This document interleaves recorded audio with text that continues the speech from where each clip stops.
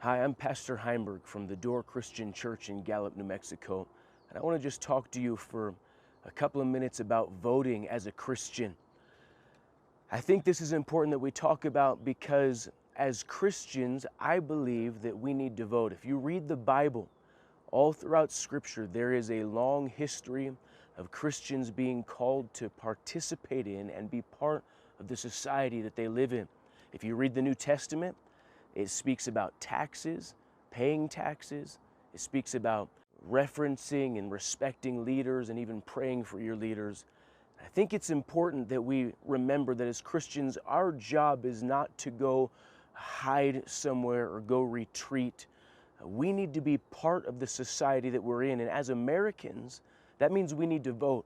And as Christians, we're also called to be an influence in society. And as Americans, again, one of the most powerful ways that we can have our voice heard and be an influence in society is to vote. Now, here's one of the dilemmas as a Christian, is that the way we have been taught, the way we believe, and the way we serve God is that we view people as more important than ideas. And I think that's a good thing. But even deeper than that, when we look at people, we consider character, we consider who people are rather than what they say.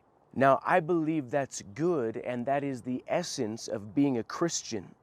But in voting, this creates a dilemma, because when election time comes and we go to the polling station, we find ourselves faced with candidates that many times have obvious moral failings. They have character issues, and most of the time we'd have to come to the conclusion they are not believers. At least they're not believers like we are. And as a Christian, that's a dilemma. And many Christians, they just refuse to vote because of that. They find themselves unable to support a candidate because of who he appears to be or who she appears to be morally or spiritually. Now, as a result of that, some statistics say that in the last presidential election in 2016, if you were to look at people in the United States that were qualified to vote and did not vote, it was a far larger number than ever did cast a vote. So what that means is that people who didn't vote were the largest voice in the last presidential election.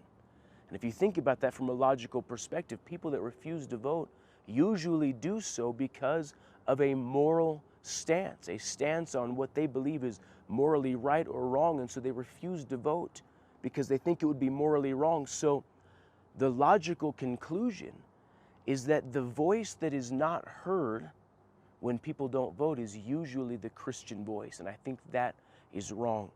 And I believe Christians need to vote, and so there's three very simple things. If you're going to vote, the question obviously is, how do I vote? And I think three things that we need to remember. Number one, as a Christian, when we vote, we are not electing a pastor or a spiritual leader. We are hiring a federal employee.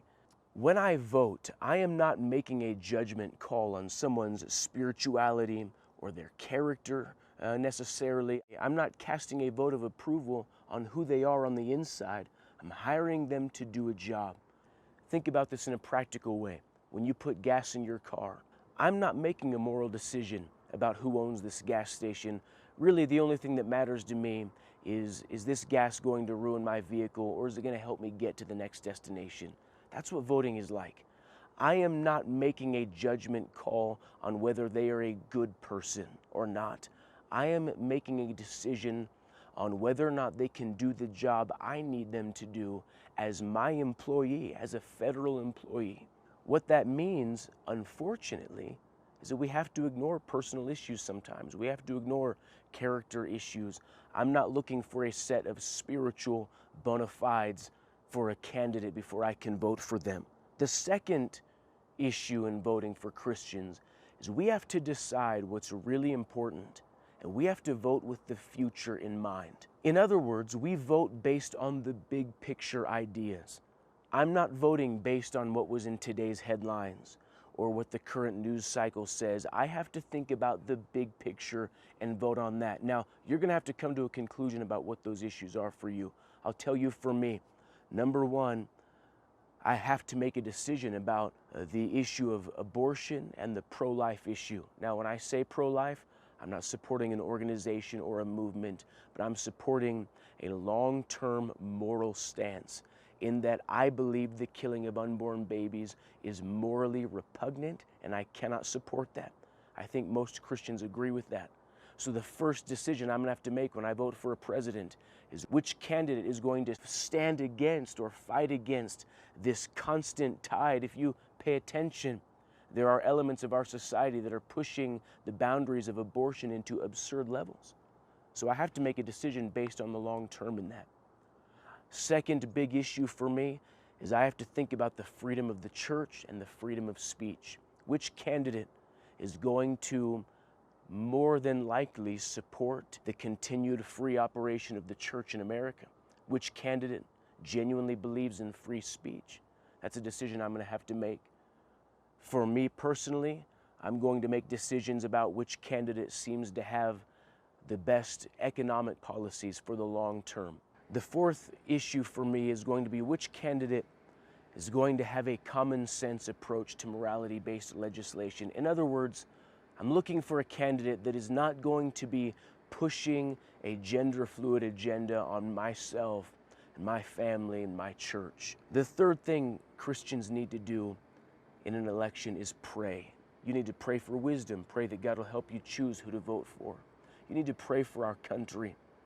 Our country needs a miracle, and you need to pray for our elected officials. My pattern throughout all of my Christianity is I pray for elected officials, whether I voted for them or not. It doesn't matter who gets elected this time, I'm going to pray for them. You need to pray for whoever gets elected. You need to pray that God would move in this election. Maybe you need to take the day off to vote, but I want to challenge you as Christians in America in 2020, you need to vote.